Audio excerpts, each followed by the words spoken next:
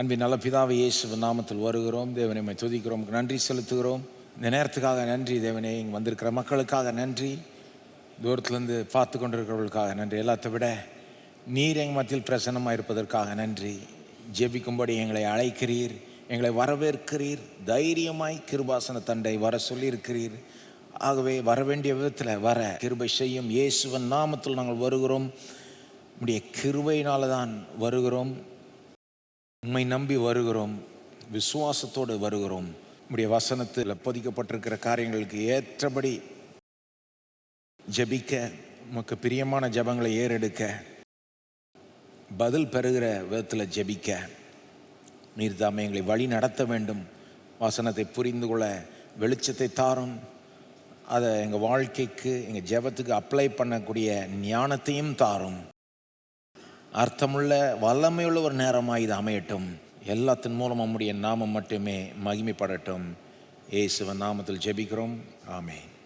உட்காரலாம். கடந்த சில வாரங்களாக நாம் பழைய ஏற்பாட்டில் இருக்கிற சில முக்கிய பெரிய ஜெபங்களை தேர்ந்தெடுத்து அதை படித்து அதிலிருந்து சில பாடங்களை கற்றுக்கொண்டு அதை வச்சு ஜெபிக்கிற ஒரு வழிமுறை அப்படியே பயன்படுத்திட்டு வரோம். அது தொடர்ந்து நாம் இன்றைக்கும் அப்படியே செய்வோம். ஆகவே இன்றைக்கும் பழைய ஏற்பாட்டில் ஒரு நல்ல ஒரு முன்மாதிரியாக இருக்கிற ஒரு ஜெபத்துக்கு நான் உங்களை கொண்டு போக விரும்புகிறேன். 1 சாமுவேல் 1ஆம் அதிகாரத்துக்கு திருப்பிக் கொள்வோம். ஒரிஜினலாக நான் 1 சாமுவேல் 2ஆம் அதிகாரத்தில் அந்த அன்னாளுடைய நீண்ட ஜெபத்தை பார்க்கணுன்னு விரும்பினேன். 1 சாமுவேல் 2ஆம் அதிகாரம் 1லிருந்து 10ஆம் வசனம் வரைக்கும் அன்னாளினுடைய அந்த நீண்ட ஜெபம் இருக்குது பாருங்கள். அதை தான் பார்க்கணுன்னு நினச்சேன். ஆனால் இதை படிக்க படிக்க அந்த 1ஆம் அதிகாரத்திலே அவங்களுடைய இன்னும் சிறிய ஒரு ஜெபம் இருக்குது, அதையும் பார்க்காம இருக்க முடியல. ஆகவே இந்த வாரம் நம்ம 1ஆம் அதிகாரத்தில் இருக்கிற அவங்களுடைய சிறிய ஜெபத்தை பார்ப்போம். அடுத்த வாரம் 2ஆம் அதிகாரத்தில் இருக்கிற அவங்களுடைய பெரிய ஜெபத்தை பார்ப்போம், அல்லது நீண்ட ஜெபத்தை பார்ப்போம். அன்னாள் ஆங்கிலத்தில் ஹேனா அப்படின்னு வரும். அவங்கள பற்றி ஒரு உங்களுக்கு தெரியலன்னா நான் லேசாக அறிமுகப்படுத்துகிறேன். அன்னாள் சாமுவேல் தீர்க்கதரிசியினுடைய தாய். சாமுவேல் தீர்க்கதரிசி யாருன்னு உங்களுக்கு தெரியும் நினைக்கிறேன். பழைய ஏற்பாட்டில் இஸ்ரவேல் தீர்க்கதரிசிகளில் மிக பெரிய சிறந்த ஒரு தீர்க்கதரிசி. அவர் தான் தாவீதையே ராஜாவாய் நியமித்தது, அபிஷேகித்தது, தேர்ந்தெடுத்ததெல்லாம். தாவீது ராஜாவாக ஆயிட்ட பிறகு கூட பாவம் செய்கிறப்போ தாவீதை குற்றஞ்சாட்டி நீ செய்தது தப்புன்னு சொல்கிறது இன்னொரு தீர்க்கதரிசி. அப்போ தீர்க்கதரிசினுடைய பவரை பாருங்கள். தீர்க்கதரிசி ஒரு விதத்தில் ராஜாவோட பெரிய ஆள். ராஜாவே தீர்க்கதரிசியை கேட்டு தான் ஆகணும். ஏன்னா தேவனுடைய வார்த்தை அந்த தீர்க்கதரிசியின் மூலமாய் வருகிறதுன்றதுனால ராஜா நாட்டையே ஆண்டா கூட தேவன் என்ன சொல்கிறாருன்னு வர்றப்போ அந்த தீர்க்கதரிசி மூலமாக பேசுகிறார். அப்போ ராஜாவோட ஒரு விதத்தில் ஒரு பெரிய ஸ்தானத்தில் இருக்கிறார் தேவனுடைய அந்த தீர்க்கதரிசி. அந்த தீர்க்கதரிசிகளில் மிகப்பெரிய ஒரு தீர்க்கதரிசி தான் சாமுவேல். அவருடைய தாய் தான் அன்னாள். அவங்களுடைய ஜெபங்களை தான் நம்ம பார்க்க போகிறோம். 1ஆம் அதிகாரத்தில் இருக்கிற அவங்களுடைய இந்த சுருக்கமான ஜெபம், 2ஆம் அதிகாரத்தில் இருக்கிற அவங்களுடைய நீண்ட ஜெபம், த ப்ரேயர்ஸ் ஆஃப் ஹேனா, அன்னாளினுடைய ஜெபங்கள் அதான் பார்க்க போகிறோம். இந்த ஜெபங்கள் ஏன் முக்கியம்னா, ஒன்று இஸ்ரவேலினுடைய சரித்திரத்தில் ரொம்ப முக்கியம். இந்த அன்னாளினுடைய ஜெபத்தினால தான் அன்னாளுக்கு ஒரு பிள்ளை பிறந்து அந்த சாமுவேல் தீர்க்கதரிசி வளர்ந்து அந்த இஸ்ரவேல் மக்கள் மத்தியில் ஒரு எழுச்சியை கொண்டு வந்தார். இஸ்ரவேல் ஜனங்களுடைய சரித்திரத்தை நீங்கள் அறிஞ்சிருந்தீங்கன்னா உங்களுக்கு என்ன தெரியும்னா, இந்த பீரியடில் அவங்க சரித்திரத்தில் பார்த்தீங்கன்னா இஸ்ரவேல் மக்கள் பொதுவாகவே வாழ்க்கை இப்படி தானே, கொஞ்சம் அப்ஸ் அண்ட் டவுன்ஸ்னுவாங்க, கொஞ்சம் ஏத்தம் இறக்கமாக இருக்கும். இல்லை அப்படி இப்படி ஒன்றும் போகிறதில்ல வாழ்க்கை. அப்படி போனால் நல்லாயிருக்கும்னு நாம் நினைக்கிறோம் சில நேரம். ஸ்டடி அப்படி வழக்கமாக எப்படி போகுது வாழ்க்கை, கொஞ்சம் ஏத்தம் கொஞ்சம் இறக்கம், கொஞ்சம் ஏத்தம் கொஞ்சம் இறக்கம். அப்படி இஸ்ரவேலுடைய சரித்திரத்துலையும் அப்படி நம்ம பார்க்கலாம். ஆபிரகாம், ஈசாக்கு, யாக்கோபு, யோசேப்புன்னு அப்படியே ஒரு பீக்குக்கு போகுது எகிப்தில். அப்புறம் திடீர்னு அடிமையாடுறாங்க. அப்புறம் திரும்ப கீழேருந்து அவங்கள அப்படியே தேவன் கொண்டு போகிறாரு. யோசுவா கானான் தேசத்துக்குள்ளே அவங்கள கொண்டு போய் அங்கே அந்த தேசத்தை சுதந்திரிக்க வச்சு அங்கே ஒரு பீக்குக்கு போகுது, அங்கே ஒரு உச்சகட்டத்துக்கு போகுது. திரும்ப அங்கே அதுக்கப்புறம் நியாயாதிபதிகள் புஸ்தகத்தில் பார்த்தீங்கன்னா அப்படியே இறங்கிடுது. முன்ன மாதிரி இல்லை. அந்த நியாயாதிபதி புஸ்தகத்தில் பார்த்தீங்கன்னா கண்டபடி வாழ்கிறாங்க இஸ்ரவேல் மக்கள், பாவத்தை செய்கிறாங்க, தேவனை விட்டு தூரமாக போகிறாங்க. இந்த நியாயாதிபதிகளே எல்லாம் சரி ஒன்றும் கிடையாது. சிம்சோன்லாம் பாருங்கள், ஒரு பக்கம் தேவன் என்னுடைய செயலை செஞ்சுக்கிட்டு இன்னொரு பக்கம் கண்டதையும் செஞ்சுக்கிட்டு இருக்காப்லையே சாம்சன். அப்போது அப்படியே ஒரு டிக்ளைன் ஆகிடுது. ஒரு தாழ் இடத்துல இருக்கிறப்போ தான் 1 சாமுவேல் தொடங்குது. இதுக்கு முன்னால் ரூத் அம்மாள்லாம் அவங்களாம் ஒரு எக்ஸப்ஷன் சொல்லலாம், ஒரு விதிவிலக்கு. எல்லாரும் அவங்கள மாதிரி ஒன்றும் இல்லை, அவங்களே அந்நிய நாட்டிலேருந்து வந்த ஒரு பெண்ணு. ஆனால் இஸ்ரவேல் மக்களினுடைய அந்த ஒரு ஆவிக்குரிய நிலை இந்த 1 சாமுவேல் தொடங்குறப்போ ஒன்றும் சூப்பரான ஒரு நிலை ஒன்றும் கிடையாது. அந்த மக்கள் மத்தியில் ஒரு எழுச்சியை கொண்டு வந்து, தேவனுடைய வார்த்தையை கொண்டு வந்து திரும்ப அவங்கள கட்டி எழுப்புறதுக்கு பெரிய விதத்தில் முக்கியமாக இருந்த ஆள் சாமுவேல். ஆனால் சாமுவேல் அவங்க அம்மா ஜெபம் இல்லைன்னா பிறந்திருக்க கூட மாட்டார். சாமுவேல் பிறந்திருக்க கூட மாட்டார். அவங்க அம்மா ஜெபிச்சதுனால தான் அவங்க சாமுவேலை பெற்றெடுத்தாங்க. ரொம்ப நாளாக அவங்களுக்கு பிள்ளையே இல்லை. தேவன் நிறைய முறை அந்த மாதிரி செயல்படுவார் பாருங்க. ரொம்ப நாள் பிள்ளை இல்லாதவர்களுக்கு அவர்கள் மூலமாய் யாரா பெரிய ஒரு பிள்ளையை பிறக்க வைப்பார். பெரிய பிள்ளை இல்லை, அந்த பிள்ளை ஒரு நாள் பெரிய ஒரு ஆள் ஆகிடுவாங்க. திரும்ப திரும்ப அதை பார்க்கலாம் பைபிளில். There is a pattern. பிள்ளை பெற முடியாதவர்கள் ரொம்ப காலமாக பிள்ளை பெற முடியாமல் அப்புறம் தேவன் அற்புதம் செஞ்சு அந்த பிள்ளை பிறக்கிறப்போ அநேக நேரம் பாருங்கள் அந்த பிள்ளை ரொம்ப பெரிய ஆள் ஆகிடும். பார்த்துருக்கீங்களா? ஆபிரகாமுக்கு பிள்ளையே இல்லை, அவனுக்கு பிறக்கிற பிள்ளை தான் தேவனுடைய மீட்பின் திட்டத்தை முன்கொண்டு போகிறார். அதே மாதிரி ஈசாக்கும் கல்யாணம் பண்ண பிறகு 20 வருஷம் பிள்ளை இல்லை. நிறைய பேருக்கு தெரியாது, ஈசாக்குக்கும் அந்த ப்ராப்ளம் இருந்தது. கல்யாணம் ஆயிட்ட பிறகு 20 பைபிளில் இருக்குது, நீங்கள் கரெக்டாக வாசித்தீங்கன்னா பிடிப்பீங்க அதை. அவர் கல்யாணம் ஆகிறப்போ 40 வயசு, பிள்ளை பிறக்கிறப்போ 60 வயசு. 20 வருஷம் பிள்ளை இல்லை. அவரும் பார்த்தீங்கன்னா ஜெபிக்கிறார், பிள்ளை பிறணும்னு தீவிரமாக ஜெபிச்ச பிறகு பிள்ளை பிறக்குது. யாக்கோபுக்கு 2 மனைவிகள், அதில் 2 மனைவிகளுக்கு இந்த பிரச்சனை இருந்தது. இந்த மாதிரி இஸ்ரவேலுடைய சரித்திரத்தில் நிறைய பார்க்கலாம். சிம்சோனுடைய அம்மா மனோவா அவனுடைய மனைவி, அவங்களுக்கும் கொஞ்சம் காலம் பிள்ளை இல்லை, அப்புறம் தான் பிள்ளை பிறக்குது. இது மாதிரி பார்த்தீங்கன்னா அது ஒரு பேட்டர்ன் இருக்குது.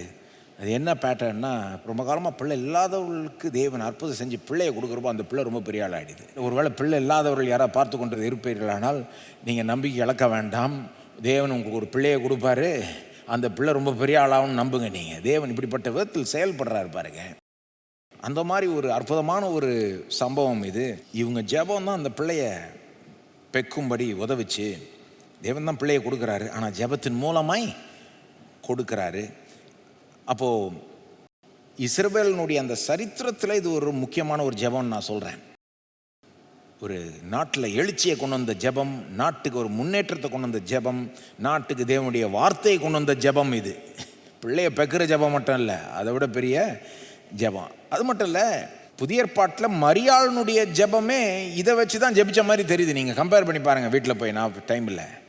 மரியாள் இயேசுனுடைய தாய் மரியாள் ஜெபிக்கிறாங்க இல்லையா, அவங்க ஜெபத்தையும் 2ஆம் அதிகாரத்தில் இருக்கிற அன்னாளுடைய ஜெபத்தையும் ஒப்பிட்டு பார்த்தீங்கன்னா கிட்டத்தட்ட ஒரே மாதிரி இருக்கும். நிறையா என்னமோ இந்த ஜெபத்தை பார்த்து அவங்க பண்ண மாதிரி, இந்த ஜெபம் அவங்க மனசில் இருக்கிற மாதிரி தெரியுது. அப்போது இது ஒரு நல்ல ஜெபம், முக்கியமான ஜெபம். இதுலேருந்து நம்ம சில காரியங்களை கற்றுக்கொள்ளலாம். அவை நம்ம ஆரம்பிப்போம். முதலாவது அன்னாளுடைய பிரச்சனையை புரிஞ்சுக்கணும். ஏன்னா அப்போ தான் அவங்களுடைய ஜெபத்தையும் நம்ம புரிஞ்சுக்கலாம். 2 பிரச்சனை அவங்களுக்கு. ஒன்று பிள்ளை இல்லை. 2ஆம் வசனம் சொல்லுது அவங்களுக்கு பிள்ளை இல்லைன்னா. அந்த காலத்தில் பிள்ளை இல்லைன்னா உங்களுக்கு பெரிய லாஸ். இப்போ இந்த காலத்திலே ஒரு மாதிரி தான் பார்ப்பாங்க பிள்ளை இல்லைன்னா. அந்த காலத்தில் தலை குனிந்து வாழ்கிற ஒரு அளவுக்கு சமுதாயம் அப்படி இருந்தது பாருங்கள். உங்களுக்கு பிள்ளை இருந்தால் தான் நாளைக்கு உங்களுக்கு செக்யூரிட்டி. பிள்ளை இருந்தால் தான் நாளைக்கு வளர்ந்து உங்களை வயசான காலத்தில் பார்த்துக்க முடியும். பிள்ளை இல்லைன்னா உங்களுக்கு யாருமே ஆதரவாளர் இருக்க மாட்டாங்க. ஒரு வயசை தாண்டி நீங்கள் உங்களே பார்த்துக்க முடியாது. உங்கள் பிள்ளை தான். அதுவும் குறிப்பாக ஒரு தாய், ஒரு பெண்ணு, அவங்களுக்கு எப்படி அந்த சமுதாயத்தில் எப்படி இருந்ததுன்னா, புருஷன் செக்யூரிட்டி. ஆனால் புருஷன் எப்போவுமே இருப்பாரா? அப்படி தான் ப்ராக்டிக்கலாக யோசிப்பாங்க பாருங்கள். ஒரு காலகட்டத்துக்கு அப்புறம் ஒரு மகன் இருக்கணும், அந்த மகன் தான் நம்மளை பார்த்துக்கணும். ஸோ ப்ராக்டிக்கல் ரீசனும் இருந்தது. அது மட்டும் இல்லை, சமுதாயத்தில் ஒரு அந்தஸ்து. பிள்ளை இல்லைன்னா ஒரு அந்தஸ்தே இல்லை. அந்த ஒரு சமுதாயத்தில் மட்டமாக நினைப்பாங்க, இழிவாய் பார்ப்பாங்க. அப்போது இந்த காலத்தை விட அந்த காலத்தில் பிள்ளை இல்லைன்னா ரொம்பவே அது ஒரு பெரிய லாஸு. இன்னொரு பிரச்சனை அந்த அம்மாவுக்கு, பிள்ளை இல்லைன்றது மட்டும் இல்லை, அவங்க புருஷனுக்கு இன்னொரு மனைவி இருக்கிறாங்க. இந்த மனைவி பிள்ளை இல்லாத குறைய பெரிய குறை. அந்த அடுத்த மனைவி இருக்கு பாருங்க, அந்த மனைவி இதை சுட்டி காமிச்சு அவங்கள இன்சல்ட் பண்ணிக்கிட்டு இருக்குது. ரெண்டாவது மனைவி 1ஆம் அதிகாரத்தில் 6ஆம் வசனம் 7ஆம் வசனம் வாசிக்கலாமா? 6, 7. கர்த்தர் அவள் கற்பத்தை அடைத்தபடியினால் அவளுடைய சக்கலத்தி அவள் துக்கப்படும்படியாக அவளை மிகவும் விசனப்படுத்துவாள். அவள் கர்த்தருடைய ஆலயத்திற்கு போகும் சமயத்தில் அவள் வருஷந்தோறும் அந்த பிரகாரமாய் செய்வான். இவள் அவளை மனமடிவாக்குவாள். அப்பொழுது அவள் சாப்பிடாமல் அழுது கொண்டிருப்பாள். இப்போது பெண் அந்த அடுத்த மனைவி, அன்னாள் ஒரு மனைவி, புருஷனுக்கு இன்னொரு மனைவி இருக்காங்க. அவங்க இவங்களை இன்சல்ட் பண்ணுறாங்களாம், விசனப்படுத்துகிறாங்களாம், மிகவும் விசனப்படுத்துகிறாங்க, துக்கப்படுத்துகிறாங்க. எந்த அளவுக்குன்னா இவங்க சாப்பிடாம அப்படியே அழுதுகிட்டு இருக்கிறாங்க. அந்த அளவுக்கு. சிலர் சொல்கிறாங்க பைபிள் 2 மனைவி கூட வச்சுக்கலான்னு சொல்லுது. அப்படி நிறைய பேர் சொல்லி கேட்டிருக்கேன் நான். பைபிள் 2 மனைவி கூட வச்சுக்கலாம், அதெல்லாம் ஒன்றும் தப்புன்னு சொல்லியே பைபிள் வச்சுக்கலாம் போல இருக்குது. பைபிளை பார்த்தா அப்படி தான் தெரியுது அப்படின்றாங்க. பாருங்கள் பைபிள் எத்தனை பேர் 2 மனைவி வச்சுக்கிட்டு, யாக்கோபுக்கு 2 மனைவி, சிலருக்கு அதுக்கு மேலே.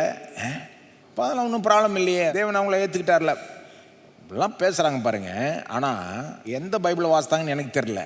ஏன்னா பைபிளில் ஒரு மனைவிக்கு மேலே இருந்த எல்லா இடத்தையும் பாருங்கள் நீங்கள், அந்த குடும்பத்தில் இருக்கிற எல்லாருக்குமே பிரச்சனை. குடும்பத்தில் இருக்கிற எல்லாருக்குமே, யாக்கோபுக்கு 2 மனைவி, 2 மனைவிக்கும் பிரச்சனை, யாக்கோபுக்கும் பிரச்சனை, பிள்ளைகளுக்கும் பிரச்சனை.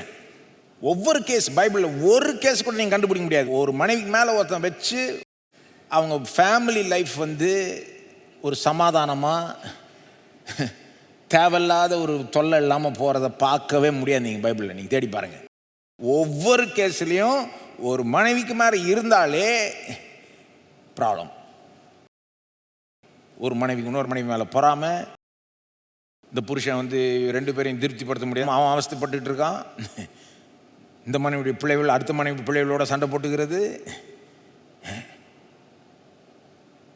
பைபிளில் ஒரு காரியம் இருக்கிறதுனால அது சரி அப்படி நம்ம செஞ்சுக்கலாம். இவங்க செஞ்சாங்க ஆனால் நானும் செஞ்சுக்கிறேன்ற லாஜிக் ரொம்ப முட்டாள்தனம். அது பைபிளில் ஜனங்க செஞ்ச கெட்டதும் இருக்குது, நல்லதும் இருக்குது, சரியானதும் இருக்குது, தவறானதும் இருக்குது, ஞானமானதும் இருக்குது, முட்டாள்தனமான காரியங்களும் இருக்குது. நமக்கு ஞானம் வேணும், எது சரி எது தவறுன்னு. தேவனுடைய ஒரிஜினல் டிசைன் என்னது?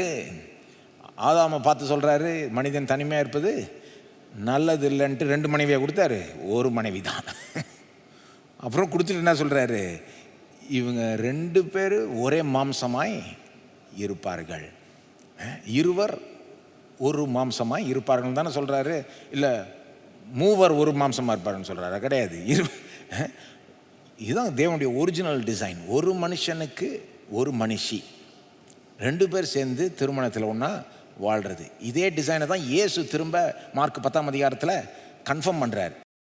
ஆதியிலே தேவன் அவளை ஆணும் பெண்ணுமாக சிருஷ்டித்ததுனால கணவன் தன் தாய் தகப்பனை விட்டுட்டு மனைவியோட இசைந்திருப்பான், அவர்கள் இருவராயிராமல் ஒருவராயிருப்பார்கள், ஒரே மாம்சம்.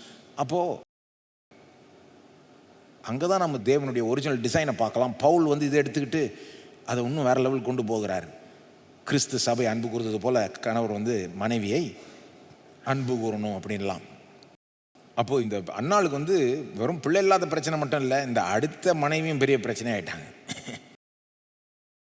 அப்போது அவங்களுடைய வேதனையின் மத்தியில் அவங்க புருஷன் கொஞ்சம் ஆறுதல் படுத்த பார்க்குறாரு. முடிஞ்ச அளவுக்கு 2 மனைவி வச்சுருந்தா எவ்வளோ ஆறுதல் படுத்த முடியும்? ஒரு மனைவியை ஓரளவு பண்ணலாம், முடிஞ்ச அளவுக்கு பண்ணுறாரு அவர். யார் இந்த மாதிரி சூழலில் எவ்வளோ முடியுமோ செய்கிறார். புருஷன் கொஞ்சம் சரி இந்த அம்மா கஷ்டப்படுது, நம்ம ஆறுதல் படுத்துவோம், நம்ம எக்ஸ்ட்ராவாக கொஞ்சம் அன்பு காமிப்போன்னு பண்ணுறாரு. 4ஆம் வசனம் 5ஆம் வசனம் வாசிக்கலாம். அங்கே எல்கானா பலியிடும் நாளிலே அவன் தன் மனைவியாகிய பென்னினாளுக்கும் அவளுடைய எல்லா குமாரருக்கும் குமாரத்திகளுக்கும் பங்கு போட்டு கொடுப்பான். அன்னாளை சிநேகித்தபடியினால் அவளுக்கு இரட்டிப்பான பங்கு கொடுப்பான். கர்த்தரோ அவள் கற்பத்தை அடைத்திருந்தார். அந்த பலியிடுறதுக்கு அந்த சீலோ என்ற இடத்துக்கு போவாங்க. அங்கே தான் அங்கே கூடாரம் இருந்தது. அங்கே பலியிடுறப்போ பங்கிடுறப்போ அந்த மனைவிக்கு, அந்த ஒரு மனைவிக்கு கொடுக்கறது காட்டில் இந்த அடுத்த அந்த அன்னாளுக்கு டபுளாக கொடுப்பாரான், ரெட்டிப்பான பங்கை அவன் கொடுப்பான். அதாவது பிள்ளை இல்லைன்றதுனால அந்த மனைவியை கொஞ்சம் எக்ஸ்ட்ரா அன்பு காட்டி கொஞ்சம் எக்ஸ்ட்ரா அந்த மாதிரி முடிஞ்ச அளவுக்கு அவன் செய்கிறான். யார்? இந்த புருஷன். ஆனாலும் அந்த அம்மாவுக்கு அது பத்தலை. பிள்ளை இல்லாத குறை ரொம்ப பெரிய குறையாக இருக்குது. அந்த அடுத்த மனைவி போட்டு இன்சல்ட் பண்ண இவங்க அழுதுட்டு உட்காந்துக்கிட்டு இருக்கிறப்போ 8ஆம் வசனத்தில் புருஷன் அவங்கள பார்த்து சொல்கிறாரு பாருங்க. அவள் புருஷனாகிய எல்கானா அவளை பார்த்து, அண்ணாளே ஏன் அழுகிறாய், ஏன் சாப்பிடாது இருக்கிறாய், ஏன் சஞ்சலப்படுகிறாய், 10 குமாரரை பார்க்கிலும் நான் உனக்கு அதிகம் அல்லவா?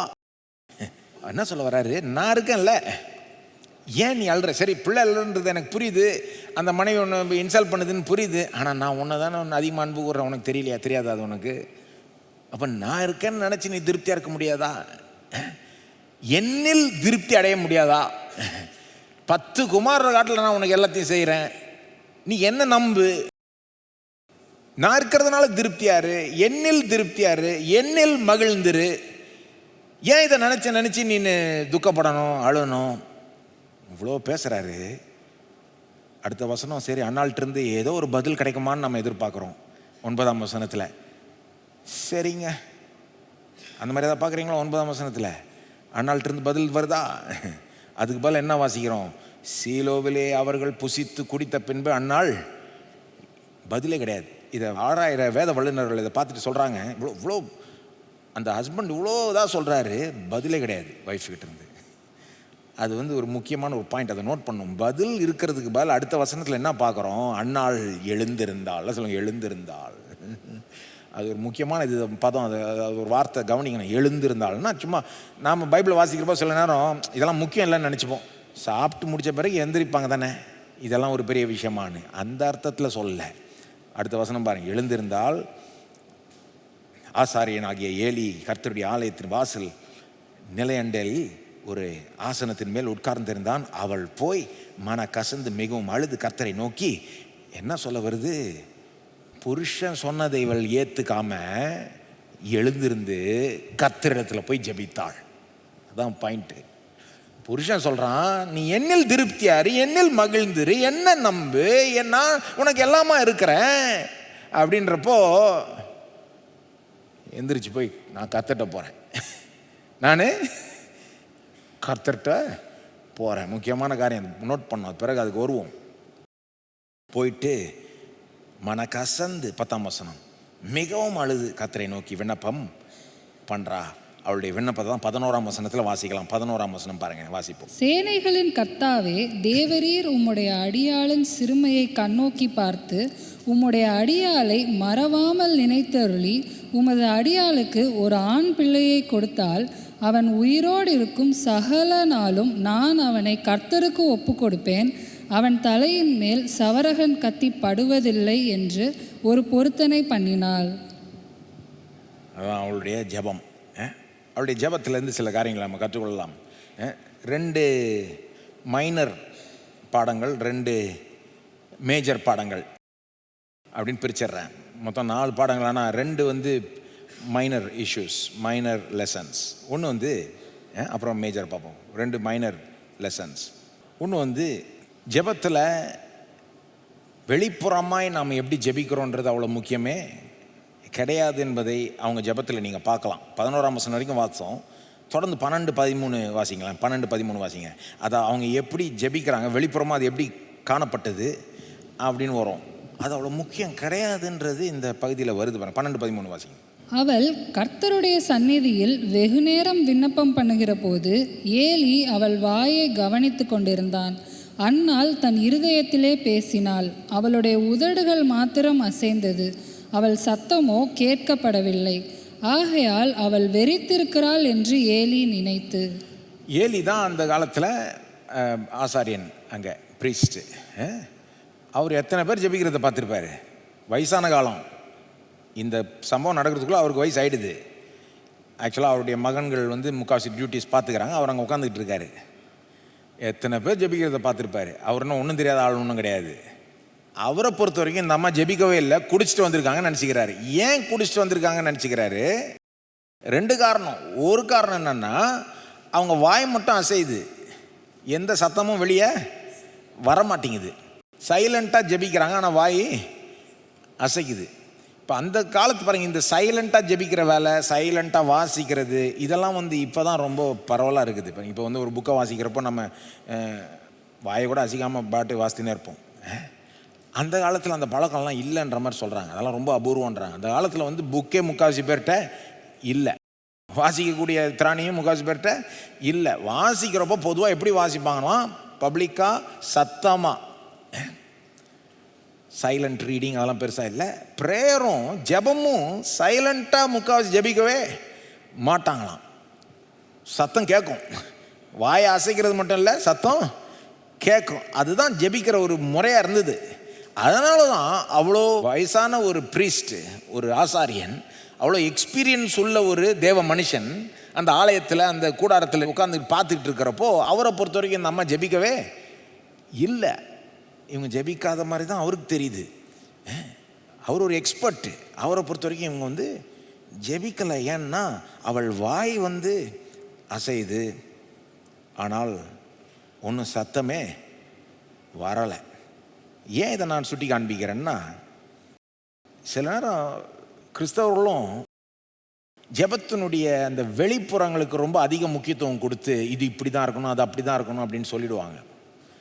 ஆனால் ஜெபத்தில் வெளிப்புறம் வந்து ரொம்ப முக்கியம் கிடையாது. பொதுவாகவே கர்த்தரிடத்தில் வர்றப்போ வெளிப்புறம் ரொம்ப முக்கியம் கிடையாது இல்லையா? அது ரெண்டாவது முக்கியத்துவம் தான். முதல் முக்கியத்துவம் வந்து உள்ளம், நம்முடைய எண்ணங்கள். அதாவது வாயை அசிச்சு சத்தம் வரல.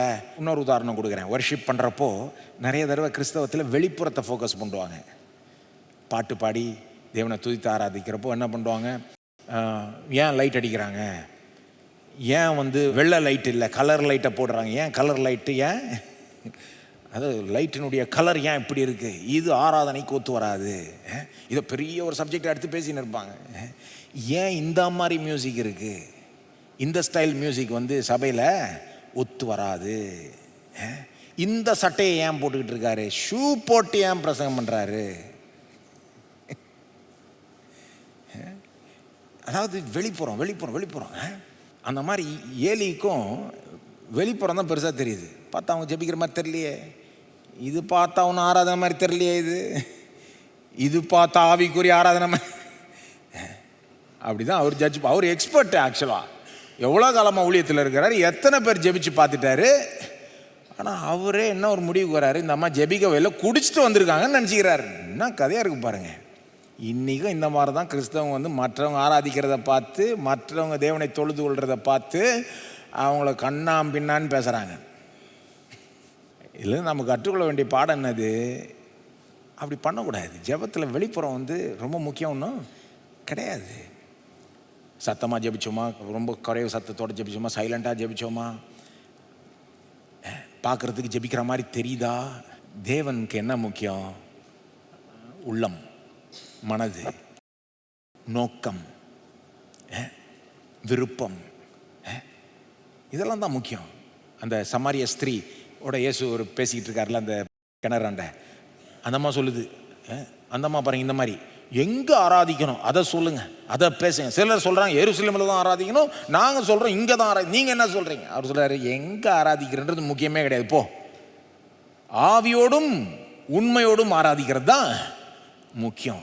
எங்கே ஆராதிக்கிறோம், என்னத்தை வெளியே பார்க்குறதுக்கு என்ன, இதெல்லாம் ஒரு பெரிய சப்ஜெக்டே கிடையாது. இதை பெரிய சப்ஜெக்ட் மாதிரி பேசிட்டு கடைசியில் இன்னும் முக்கியமானதை கோட்டை விட்டுறது. ஆவியோட அப்படின்னா அவனுடைய முழு ஆவியோட, இதயத்தோட, உண்மையோடனா கருத்தோட, சத்தியத்தோட, சத்தியத்தை அறிந்து உன் எண்ணங்கள் கரெக்டாக இருக்கணும், உன்னுடைய உள்ளம், உன்னுடைய நோக்கம் அது கரெக்டாக இருக்கணும். அதுதான் முக்கியமே ஒழிய எங்கே ஆராதிக்கிறோம், வெளிப்புறமாக எப்படி இருக்குது, இதெல்லாம் அவ்வளோ முக்கியம் கிடையாது. சரி, கொஞ்சம் முக்கியத்துவம் கொடுக்கலாம், ஆனால் ரொம்ப முக்கியம் கிடையாது. அப்போது சத்தமாகவும் ஜெபிக்கலாம், சைலண்ட்டாகவும் ஜெபிக்கலாம், வாயை அசைக்கலாம், சவுண்டு வராமல் கூட இருக்கலாம். எங்கேயாவது நீங்கள் போயிட்டு இருக்கலாம், பஸ்ஸில் ட்ரெயினில் சுற்றில மக்கள் இருக்கலாம், நீங்கள் பாட்டு ஜெபிச்சுக்கிட்டு இருக்கலாம். போய் சத்தமாக ஆபிரகாமின் தேவனே அப்படின்னு சொல்லி தான் ஜெபிக்கணும்னு ஒன்றும் கிடையாது. அல்லது பிரசங்கியார் ஜெபிக்கிற மாதிரி தான் ஜெபிக்கணும்னு கிடையாது. நாம் ஜெபிப்போம், அந்த ஒரு சவுண்டு வரணும், அந்த ஒரு முறை இருக்கணும், அப்படிலாம் நம்ம நினைக்கவே தேவையில்லை. அதெல்லாம் அவ்வளோ முக்கியமே கிடையாது. வேணா அப்படி ஜெபிக்கலாம், இல்லைன்னா அப்படி ஜெபிக்காமல் கூட வேறு மாதிரி ஜெபிக்கலாம். வேணா வெள்ளை லைட்டு போட்டுக்கலாம், இல்லை கலர் லைட்டு கூட இதெல்லாம் பெரிய விஷயமா இது. வேணா பழைய ஆழ்த்து ஒரு கீர்த்தனை பாடலாம், இல்லை தப்பாங்கூத்து ஸ்டைலில் கூட அவரை துதிக்கலாம். இதெல்லாம் ஒரு பெரிய விஷயமா இது. எது முக்கியம்? எப்படி பாடுறோம், ஆவியோட உண்மையோடு எப்படி ஜெபிக்கிறோம். ரெண்டாவது இது மைனர் பாடம் தான். ரெண்டாவது மைனர் பாடம் இவங்க ஜெபத்தில் நம்ம கற்றுக்கொள்ள வேண்டியது, இவங்க ரொம்ப மனக்கசந்து 10ஆம் வசனம் 16ஆம் வசனம் சொல்லுது பாருங்க, மனக்கசந்து மிகவும் அழுது கர்த்தரை நோக்கி விண்ணப்பம் பண்ணுறாங்க. 16ஆம் வசனம் சொல்லுது, வேற மொழிபெயர்ப்பை பார்த்தேன். 16ஆம் வசனம் எப்படி சொல்லுதுன்னா, மிகுந்த துயரத்தினாலும் கவலையினாலும் மன்றாடுகிறேன். ரொம்ப கவலை, ரொம்ப துயரம், ரொம்ப ஒரு ஃப்ரஸ்ட்ரேட், வெக்ஸ் ஆயிட்டாங்க. ஆங்கிலத்தில் அப்படியே வருது, வெக்ஸ்டாக நான் ஜெபம் பண்ணுறேன். இவங்க நான் சொன்னேன்ல, இந்த ப்ரீஸ்ட், இந்த ஆசாரியான் ஏலி குடிச்சிட்டு வந்தாங்கன்னு நியந்திரமா நினச்சிக்கிட்டாரு. ஒரு காரணம் வாய் அசைது சவுண்டு வரல, இன்னொரு காரணம் பார்த்தா குடித்த மாதிரி தெரியுது. அதாவது அவங்க அந்த அளவுக்கு ஒரு மனக்கசந்து வெக்ஸாய் துக்கம் நிறைந்து இருக்கிறப்போ அவங்க முகத்தை பார்த்தா அது வேற மாதிரி இருக்கும் இல்லையா? அந்த அம்மா முகமும் அந்த வாய் அசைறதும் அவங்க நடந்துக்கிறதும் அப்படியே குடிச்சா மாதிரி தெரியுது, ஒரு போதையில் இருக்கிற மாதிரி. ஆனால் அவங்க ஒன்றும் குடிச்சிட்டு ஒன்றும் வரல. அந்த அளவுக்கு மனக்கசந்து ஒரு துக்கம் நிறைந்தவர்களாய் ஜெபிக்கிறாங்க. இதுலேருந்து நான் என்ன பாடம் கற்றுக்கிறேன்னா, எவ்வளோ மனக்கசந்து, எவ்வளோ நாம் துக்கமாக இருந்தாலும், எவ்வளோ வெக்ஸ் ஆகிட்டாலும், எவ்வளோ இரிட்டேட் ஆகிட்டாலும், எவ்வளோ கோபமாக இருந்தாலும் நாம் தேவனிடத்தில் வரலாம், ஜெபிக்கலாம். அப்படி ஆயிட்டோன்றதுனால தேவனிடத்தில் வராமல் இருக்க வேண்டாம். சில நேரம் நம்ம நினச்சிக்கிறோம், இந்த நிலையில் நான் எப்படி பைபிள் வாசிக்கிறது, இந்த நிலையில் நான் எப்படி ஜெபம் பண்ணுறது, வெக்ஸ் ஆகிட்டேன், இரிட்டேட், ஃப்ரஸ்ட்ரேட் ஆகிட்டேன், கோபமாக இருக்குது, எப்படி இது நடக்கலாம், எப்படி தேவன் இதை அனுமதிக்கலாம் அப்படின்னு நமக்கு ஒரு இது வருது இல்லை? அப்போது சில நேரம் நம்ம என்ன நினச்சிக்கிறோம், சரி இப்படி போய் நான் ஜெபிச்சா ஐயோ வேணாம், ஜெபிக்கவே வேண்டாம், போ பைபிளையே வாசிக்க வேணாம், சபைக்கு போக வேண்டாம், ஐயோ தப்பு, அப்போ தான் ரொம்பவே போகணும். வெக்ஸ் ஆகிட்டாங்க, ரொம்ப இரிட்டேட் ஆகிட்டாங்க, அதனால தான் சபைக்கு வரலங்க ஒரு மாதம். ஐயோ அப்போ தாங்க வரணும், அப்போ தாங்க ஜெபம் பண்ணணும். பரவாயில்லைங்க, அந்த ஒரு மனக்கசப்போடையே பரவாயில்ல, போய் ஜெபம் பண்ணுங்க, பரவாயில்ல. ஜெபம் பண்ணாமல் இருக்கிறதுக்கு ஜெபம் பண்ணுறது எப்பொழுதும் நல்லது. எவ்வளோ மனக்கசப்போடு வெக்ஸாகி அவங்க போய் அவங்க உள்ளத்தை அப்படியே தேவனுக்கு முன்பாக அப்படியே ஊற்றுகிறார், கவலையோட மன்றாடுகிறார்கள். சந்தோஷமாக ஜெபிக்கிறது தான் பெஸ்ட்டு, சூப்பர். நன்றியோடு ஜெபிக்கிறது தான் சூப்பர். விசுவாசம் அவங்க ஜெபத்தில் இருக்குது, அது காமிக்கிறேன். ஆனால் ஒரு துயரம் இல்லாத ஒரு விசுவாசத்தோடு ஜெபிக்கிறது தான் பெஸ்ட்டு. ஆனால் எப்போவுமே நம்ம அப்படி ஒன்றும் கிடையாது. நம்ம மனிதர்கள், சில நேரம் அப்பா இருக்கும், சில நேரம் டவுனாக இருக்கும். ஆனால் டவுனாக இருக்கிறப்போ கூட தேவனிடத்தில் வர்றதை விட்டுற வேண்டாம், வரலாம். அவர் ஹேண்டில் பண்ணி பாருங்க. நம்ம வெக்ஸ் ஆனது, நம்ம கோவப்படுறது எல்லாத்தையும் அவர் ஹேண்டில் பண்ணிக்கிறார். சில நேரம் சங்கீதங்கள் கூட சங்கீதக்காரன் கண்ணா பின்னான்னு பேசுகிறப்பல கத்தர்கிட்ட, எப்படி நீர் இதை செய்யலாம், அப்படி ஆச்சா போச்சா. நான் நினைக்கிறது, இந்த ஜபத்தெல்லாம் ஏன் கடவுள் விட்டு வச்சிருக்கிறார் பைபிளில், தூக்க வேண்டியது தானே அப்படின்னு. ஆனால் காரணத்துக்கு தான் விட்டு வச்சிருக்காரு. எப்போ உனக்கும் இந்த மாதிரி இருந்தால் பரவாயில்ல, நீ என்கிட்ட இப்படி பேசினா கூட நான் ஹேண்டில் பண்ணிக்கிறேன், அட்லீஸ்ட் பேசுன்றார் தேவன். அட்லீஸ்ட் ஜெபம் பண்ணு. இதை காரணமாக வச்சுக்கிட்டு எனக்கு தூரமாக இருக்க வேண்டாம், மனசை கொட்டி என்கிட்ட பரவாயில்ல, அங்கே தொடங்குவோம். அதுவும் ஒரு மைனர் பாடம். இன்னும் 2 மேஜர் பாடங்கள். மைனர் பாடம் 2 சொல்லிட்டேன், மேஜர் பாடம். இவங்க ஜெபத்துலேருந்து சில பாடங்களை கற்றுக்கொள்கிறோம். இது ஏன் மைனர்னு சொல்கிறேன்னா, இதை விட முக்கிய பாடங்கள் இருக்குது. ஒன்று என்னன்னா, இது ஒரு விசுவாசத்தின் ஜெபம். இவங்க ரொம்ப அப்செட்டாக இருக்கிறாங்க, துக்கமாக இருக்கிறாங்க, வருத்தத்தோடு ஜெபம் பண்ணுறாங்க, மனக்கசப்போடலாம் இருக்குது. ஆனாலும் விசுவாசம் இருக்குது பாருங்கள். 3 விதமாக அவங்க விசுவாசத்தை நான் பார்க்குறேங்க. தேவன் பெரியவர் என்ற விசுவாசம் இருக்குது. 2வது, தேவன் முன்னைய காலத்தில் மற்றவர்களுக்கு செய்தது போல எனக்கும் திரும்ப செய்வார் என்ற விசுவாசம் இருக்கு. 3வது, தேவனுடைய மனுஷன் வாய் வழியாக வருகிற தேவனுடைய வார்த்தையின் மேலே விசுவாசம் இருக்கு. இந்த 3 காமிக்கிறேன். 11ஆம் வசனத்தில் அவங்க ஜெபத்தை நீங்கள் பார்க்கலாம் இல்லையா?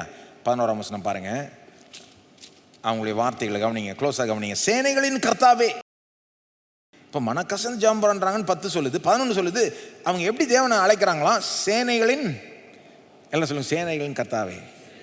அப்படின்னு என்ன அர்த்தம்? அப்படின்னா தூதர் சேனைகளினுடைய கமாண்டர், ஜெனரல், அதிபதி. தூதர்கள்லாம் அந்த தூதர் சேனை இருக்குதே. ஒரு தூதன் வந்து பைபிளில் சொல்லுது, ஒரு இடத்துல 1,80,000 பேர்கிட்ட இராணுவ வீரர்களை ஒரு தூதன் கொண்டு அழிச்சானான். ஒரு தூதனுடைய பவர் பாருங்க. இஸ்ரேல் மக்கள் தூதரெல்லாம் பார்த்துருக்காங்க சில நேரம். அவங்களுக்கு தெரியும் தூதன்னா எப்படி இருப்பான்னு. நம்மளை மாதிரி கிறிஸ்மஸ் பிளேயில் தூதன்னா இப்படி ரெக்கையை வச்சுக்கிட்டு க்யூட்டாக இருப்பான்னு நினைக்கலாம் அவங்க. இஸ்ரேல் மக்களுக்கு தெரியும் தூதன்னா பயங்கரமாக இருப்பான் ஆள் பார்க்கறதுக்கு.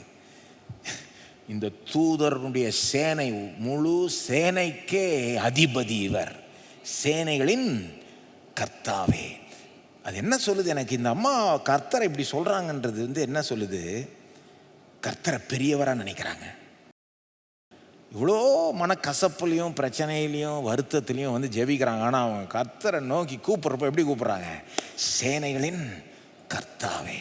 இப்போ பிரச்சனையை காட்டில் ஒரு பெரியவர், தூதர் சேனைக்கு அதிபதி, இவர் மகிமையானவர். இவரால் நினைச்சா என்ன வேணா செய்ய முடியும். கர்த்தரால் எல்லாம் கூடும், அவரால் கூடாத காரியம் எதுவுமே இல்லை. எவ்வளோ காலமா எனக்கு பிள்ளை இல்லை, ஆனால் இவர் பெரியவர். அப்படி ஒரு எண்ணம் இருக்கு பாரு, அப்படி ஒரு விசுவாசம் வெளிப்படுதாங்க. ரெண்டாவது, அவங்க வார்த்தைகளை பார்த்தீங்கன்னா, ஏற்கனவே மற்றவர்களுக்கு நீர் உதவினது போல எனக்கும் உதவுவீர், திரும்பவும் செய்வீர் என்று நான் நம்புகிறேன்ற மாதிரி ஜெபிக்கிறாங்க பாருங்க. அந்த 11ஆம் வசனம் திரும்ப பாருங்க.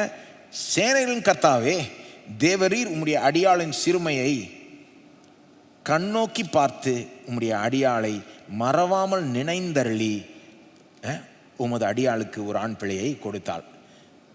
கண்ணோக்கி பார்த்தெல்லாம் சொல்லுங்க. கண்ணோக்கி பார்த்து, சிறுமையை கண்ணோக்கி பார்த்து அடியாளை மறவாமல் நினைந்தருளி. என்ன சொல்லுங்க? மறவாமல் நினைந்தருளி. இதை வாசிக்கிறப்போ எனக்கு வந்து என்னமோ இந்த அம்மா வந்து ஏற்கனவே பழைய ஏற்பாடை வாசித்த மாதிரி தெரியுதுன்ற மாதிரி எனக்கு தோணுச்சு. அன்னாள் வாழ்கிறப்போ முழு பைபிள் இல்லை ஆப்வியஸாக. அன்னாள் வாழ்கிறப்போ இவ்வளோ பெரிய பைபிளாக இருந்தது கிடையாது. ஃபஸ்ட்டு 5 புஸ்தகம் இருந்தது. எத்தனை புஸ்தகம் இருந்தது? 5 புஸ்தகம் இருந்தது. மோசே எழுதின 5 புஸ்தகங்கள் ஏற்கனவே இருந்தது. அதை வந்து ஆலயத்துக்கு அவங்க அந்த கூடாரத்துக்கு வரப்போ வாசிப்பாங்க ஆசாரியர்கள். அதை வாசிக்கணும், அது அவங்க கடமையில் ஒன்று. அப்போது அவங்களுக்கு வந்து கையில் பைபிள் இல்லாட்டிலும் ஃபோனே இல்லை அந்த காலத்தில். ஆனால் கூட ஏதோ பைபிள் ஓரளவுக்கு அது தெரிஞ்சிருக்கும். நான் நினைக்கிறேன் இந்த அன்னாளுக்கு வந்து ஏற்கனவே தேவன் செய்த சில காரியங்கள்லாம் தெரிஞ்சிருக்குது. ஏன்னா பழைய ஏற்பாட்டில் நீங்கள் வாசிக்கிறப்போ இந்த மாதிரி பதங்கள்லாம் முன்னாலேயே வருது, மற்ற இடங்களில் வருது. உதாரணத்துக்கு, அதாவது இந்த கண்ணோக்கி பார்க்கறது, மறக்காமல் இருக்கிறது. தேவன் வந்து ஜனங்களுடைய கஷ்டத்தை கண்ணோக்கி பார்க்கறது, மறவாமல் நினைக்கிறது, இதெல்லாம் பைபிளில் முன்னாலே பார்க்குறோம் இல்லையா? உதாரணத்துக்கு யாக்கோபுடைய 2 மனைவிகளிடத்துலையும் இதை பார்க்குறோம். ஆதியாகமம் 29:32 லேயாள் கர்ப்பவதியாகி ஒரு குமாரனை பெற்று கர்த்தரின் சிறுமையை பார்த்தருளினார், கண்ணோக்கி பார்த்தார் அப்படின்னு சொல்லுது அந்த அம்மா. நான் நினைக்கிறேன் அந்த கதைக்கு நிச்சயமாக இந்த அம்மா அன்னாள் வந்து பார்த்துருப்பாங்க. ஏன்னா அங்கேயும் 2 மனைவி, அங்கேயும் வந்து பிள்ளை இல்லாத பிரச்சனை. கர்த்தர் எப்படி அவங்க சூழ்நிலையை கண்ணோக்கி பார்த்தாங்க. ஆதியாகமம் 30:22 இது வந்து ராகேல் குறித்த ஒரு வசனம். தேவன் ராகேலை நினைத்தருளினார். சொல்லுங்க, நினைத்தருளினார். நினைத்தருளினார்னா பைபிள் எப்போவுமே நம்ம வந்து உங்களை பற்றி நான் நினச்சி பார்த்தேன் அப்படின்னு சொல்லுவோம் ஒருத்தட்ட. இப்போ தான் உங்களை பற்றி நினச்சிட்டு இருந்தேங்க. அப்போ நம்ம ஏதோ மனசில் ஏதோ நினச்சிட்டு இருக்கோன்னு சொல்கிறோம். ஆனால் பைபிளில் நீங்கள் பாருங்கள், நினைத்தருளினான்னு சொல்கிறப்போல்லாம் எப்படி தெரியுமா வரும்? அவர் நினைத்தருளினார், இதை செய்தார், பிள்ளையை கொடுத்தார். நினைத்தருளினார், எகிப்திலிருந்து அவள் அடிமைகளாக இருந்த அவங்கள விடுதலையாக்கி வெளியே கொண்டு வந்தார். நினைத்தருளினார்னு சொன்னாலே ஏதோ பெருசாக செய்கிறாருன்னு அர்த்தம். அந்த அர்த்தத்தில் சொல்லுது. அப்போ அவங்க வந்து ஜெபிக்கிறாங்க, மறவாமல் நினைத்தருளும்னு சொல்கிறப்போ இதெல்லாம் அவங்க மனசில் இருக்குன்னு நினைக்கிறேன் நான். எப்படி ராகேல நினைத்தருளினார். இஸ்ரவேல் மக்கள் எகிப்தில் அடிமைகளாக இருந்தப்போ தேவன் அவர்களை நினைத்தருளினார். யாத்ரா 3:7 பாருங்க. எகிப்தில் இஸ்ரவேல் மக்கள் அடிமைகளாக இருக்காங்கல்ல, மோசேட்ட வந்து பேசுகிறாரு. அப்போ சொல்கிறார், என் ஜனத்தின் உபத்திரவத்தை நான் பார்த்து ஆலோட்டிகள் நிமித்தம் அவர்கள் இடுகிற கூக்குரலை கேட்டேன், அவர்கள் படுகிற வேதனைகளையும் அறிந்திருக்கிறேன். நான் பார்த்துட்டேன், நான் அறிந்துட்டேன், நான் அவங்கள கவனிச்சிட்டேன் அப்படின்னா அடுத்தது ஒரு பெரிய காரியம் நடக்க போகுது. இதெல்லாம் வந்து எனக்கு என்னமோ அண்ணாளுடைய ஜெபத்தை பார்க்குறப்போ அவங்க வந்து ஏற்கனவே பைபிளை அறிஞ்சிருக்கிறாங்க.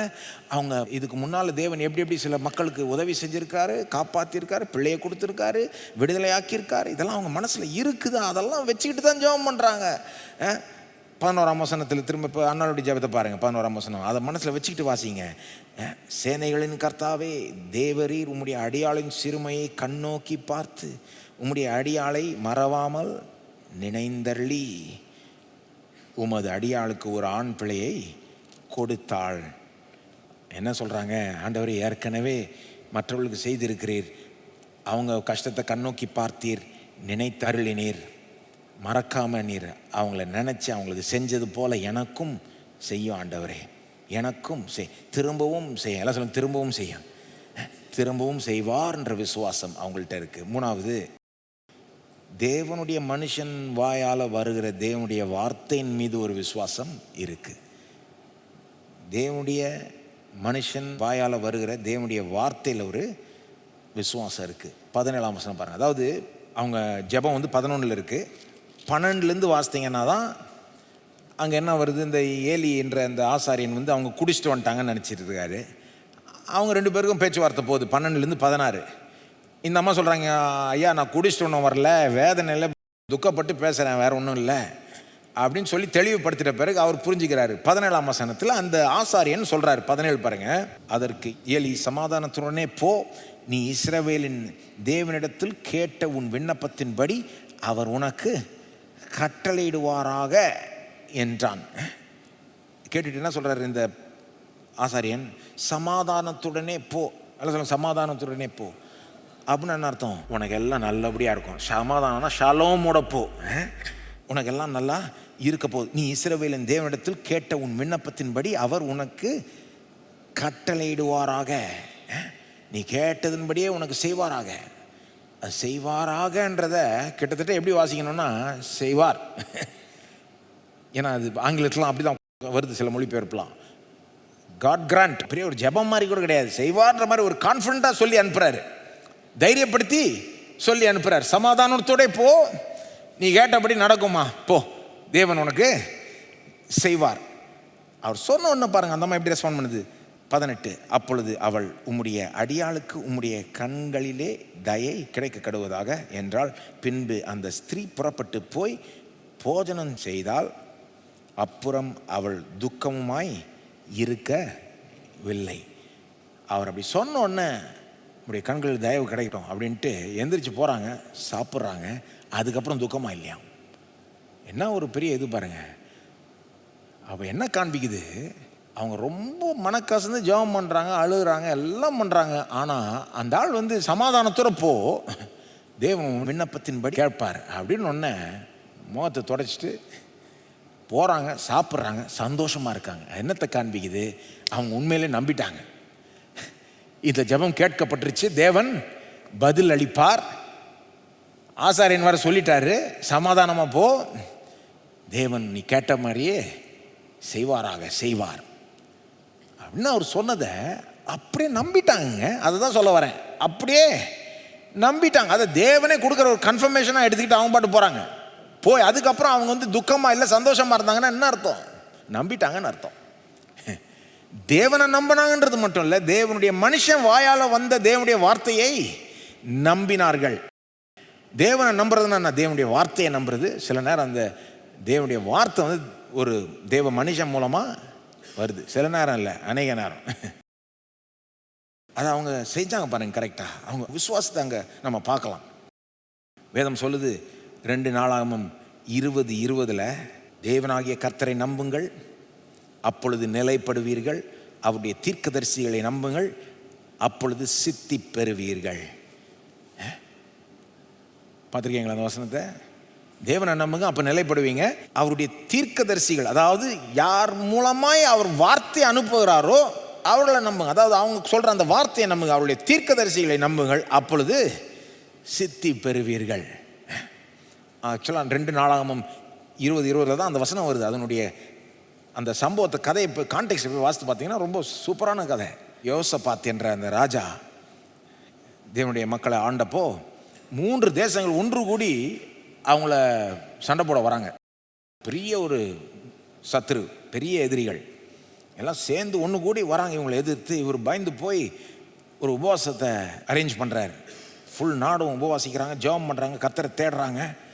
எல்லாம் ஒன்றா கூடி ஜெபிச்சுட்டு கர்த்தரை தேடுற அந்த நேரத்தில் கர்த்தருடைய ஆவியானவர் அங்கே இருக்கிற ஒரு தீர்க்கதரிசி மேலே விழுந்து அவன் ஒரு தீர்க்க தரிசனத்தை உரைக்கிறான். இது 2 நாளாகமும் 20:14 வருது.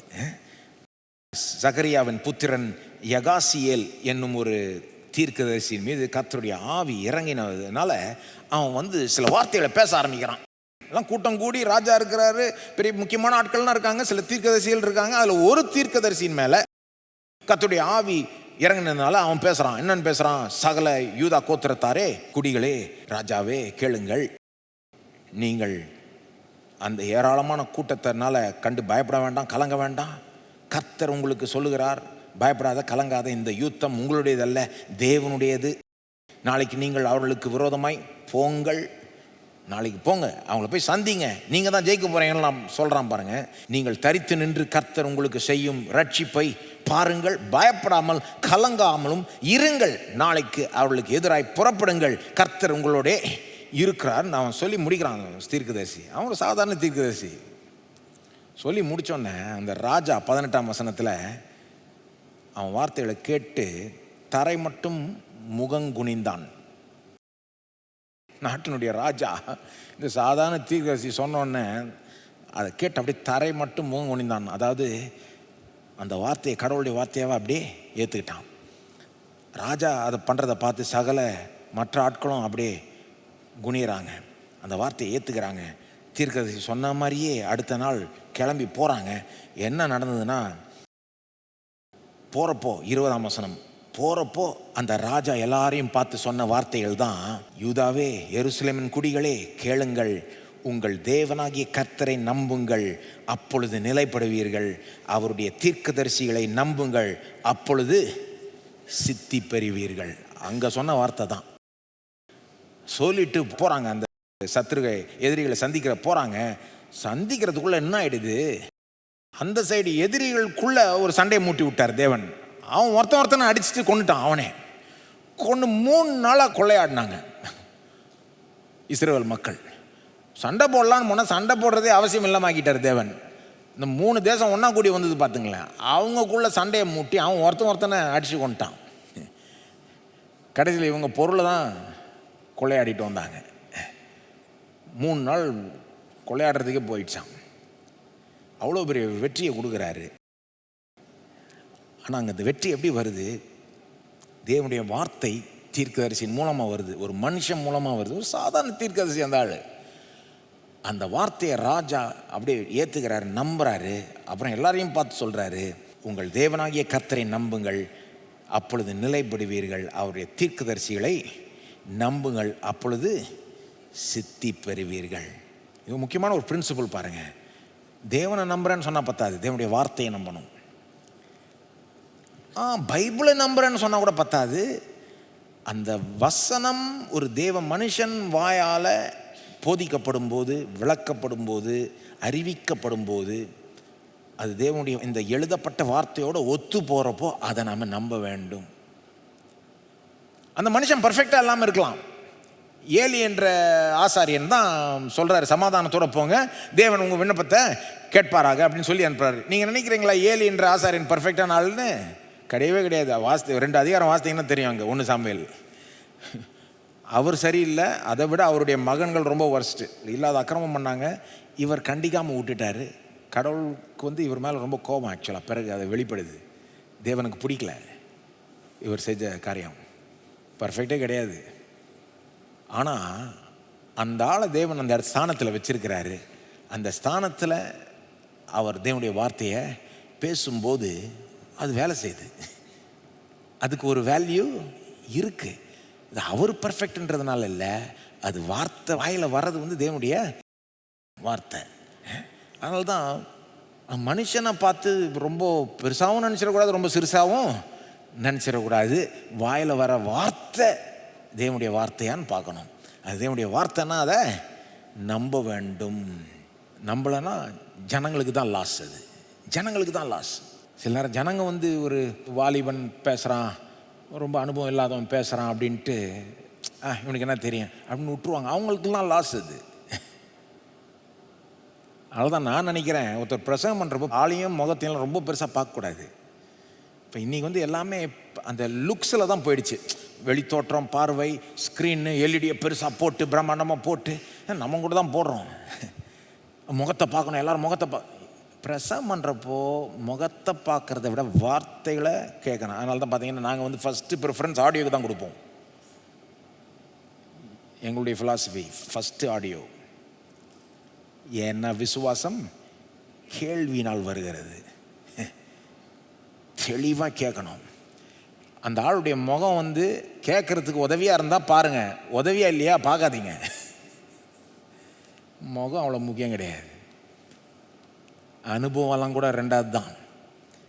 சொல்கிறது வந்து வசனத்தோடு ஒத்து போதா யோசிக்கணும்.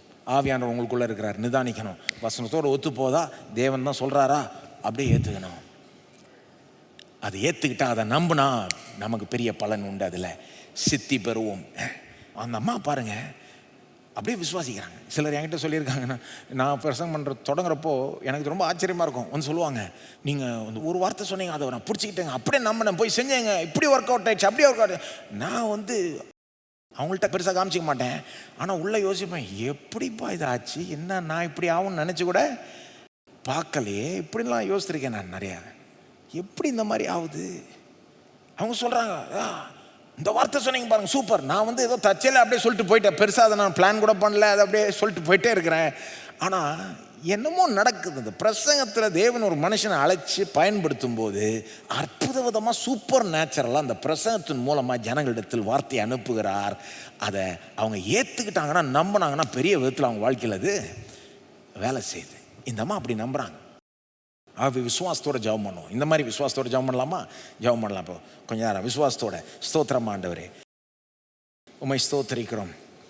நீர் பெரியவர், நீர் பெரியவர், சேனைகளின் கர்த்தாவே, நீர் சேனைகளின் கர்த்தாவே, இந்த பரலோக தூதர்களுடைய அதிபதி நீர். உம்மால கூடாத காரியம் எதுவுமே இல்லை. எங்கள் பிரச்சனைகள்லாம் உமக்கு முன்பாக ஒன்றுமே கிடையாது. உங்கள் பிரச்சனைகளை சின்னதாக நினைங்க, அவரை பெரியவராக நினைங்க, அவரை வல்லவராக நினைங்க, மகிமையானவராக நினைங்க, அவரை போற்றி புகழுங்கள். ஓ எல்ஷடாய் தேவனே, வானத்தையும் பூமியும் படைச்ச சர்வவல்ல தேவனே, உமக்கு முன்பாக, சேனைகளின் கர்த்தாவாகிய உமக்கு முன்பாக இந்த எங்களுடைய இந்த பிரச்சனைகள்லாம் ஒன்றுமே கிடையாது. எங்களுடைய வியாதி ஒன்றுமே கிடையாது, எங்களுடைய ஏழ்மைத்தனம் ஒன்றுமே கிடையாது, எங்களுடைய இல்லாமல் ஒன்றுமே கிடையாது, எங்களுடைய குடும்ப பிரச்சனைகள் ஒன்றுமே கிடையாது. நீர் பெரியவர், நீர் வல்லவர், நீர் நல்லவர், நீர் ஞானம் உள்ளவர். வியாதிப்பட்டு கிடக்கிறவர்களுக்காக ஜெபிக்கிறோம். எல்லாரையும் குணமாக்குகிற தேவன், உம்மண்டே வந்து எல்லாரையும் குணமாக்கி நீர் இயேசுவின் நாமத்தில் சுகம் உண்டாகட்டும் அவர்களுக்கு. ஏற்கனவே எத்தனையோ பேருக்கு செய்தீர், எங்களுக்கும் திரும்ப செய்யும் ஆண்டவரே. திரும்பவும் செய்கிற தேவன் நீர், திரும்ப திரும்ப செய்கிற தேவன் நீர், நேற்றும் இன்றும் என்றும் மாறாத தேவன் நீர். ஆபிரகாமுக்கு பிள்ளையை கொடுத்தீர், ஈசாக்குக்கு பிள்ளையை கொடுத்தீர், யாக்கோபுடைய 2 மனைவிகளுக்கு பிள்ளையை கொடுத்தீர், அன்னாளுக்கு பிள்ளையை கொடுத்தீர். இன்னைக்கு பிள்ளைகள் இல்லாதவர்களுக்காக ஜெபிக்கிறோம். இயேசுவன் நாமத்தில் பிள்ளை உண்டாகட்டும். இயேசுவன் நாமத்தில் அந்த பிறக்கிற பிள்ளை முடிய நோக்கத்தை பெரிய விதத்தில் நிறைவேற்றட்டும். இயேசுவன் நாமத்தில், இயேசுவன் நாமத்தில் உண்டாகட்டும். ஸ்தோத்திரமான நம்முடைய சபையில் இருக்கிற பிள்ளை இல்லாதவர்களுக்காக ஜெபிக்கிறோம். ஓ, அவர்களுக்காக நீர் பெரிய நோக்கத்தை வச்சிருக்கிறீர்.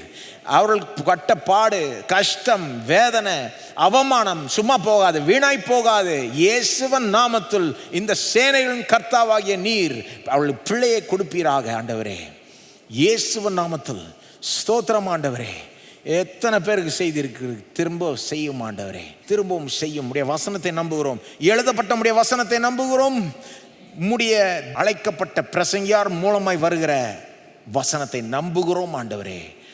நாங்கள் நிலைப்படுவோம், நாங்கள் சித்தி பெறுவோம் என்று நம்புகிறோம். ஸ்தோத்திரம். சரி, 2வது பாடம். ஒரு பெரிய பாடம் பார்த்தாச்சு, 2வது பெரிய பாடம். இது வந்து விசுவாசம் உள்ள ஜெபம் மட்டும் கிடையாது, இது வந்து ஒரு அர்ப்பணிப்பின் ஜெபம். முழுக்க முழுக்க இந்த அம்மா தன்னையே வந்து கடவுளிடத்தில் இந்த இடத்துல அர்ப்பணிக்கிறாங்க, சரண்டர் பண்றாங்க, சரணடைகிறாங்க. நீரே எனக்கு எல்லாமா இருன்ற அளவுக்கு வந்துடுறாங்க. சரண்டர்னு சொல்லுவாங்கல்ல, சரணடைகிறதுன்னா என்ன, அப்படியே வந்து கை விரித்து கடவுளுக்கு முன்பாக வந்து முழுசாக நான் சரண் அடைஞ்சிட்றேன் அப்படின்னு சொல்கிறது. அந்த மாதிரி ஒரு ஜெபம் இது. பார்க்குறதுக்கு என்னமோ பேரம் பேசுகிற மாதிரி தெரியுது அந்த ஜெபம். பாருங்கள், 11ஆம் வசனம் பாருங்கள்.